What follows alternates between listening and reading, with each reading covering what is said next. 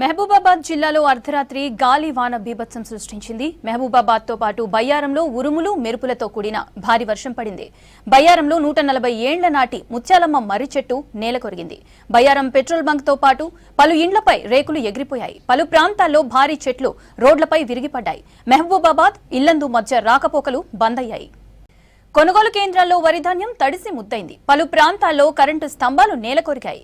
దీంతో విద్యుత్కు అంతరాయం కలిగింది. గాలి వానకు మామిడికాయలు పూర్తిగా రాలిపోయాయి. దీంతో మామిడి రైతులు ఆవేదన వ్యక్తం చేస్తున్నారు. 130 సంవత్సరాల గల్లా చెట్టిది, ముత్యాలమ్మ తల్లి ఊరు మొత్తం కాపాడే తల్లిది. రాత్రి గాలిదు మన పిడుగులు పడి చెట్టు 130 సంవత్సరాల చెట్టు రాత్రి కూలిపోవడం జరిగింది. రైతులందరూ బాగా బాధలతో ఉన్నారు. తరతరాలు మా తాతల కానించున్న చెరువు మన ఇది చెట్టు, మా ముత్యాలమ్మ గుడి దగ్గర ఉన్న మర్రి చెట్టు. కనీసం 140 సంవత్సరాల చరిత్ర గల చెట్టు ఇది.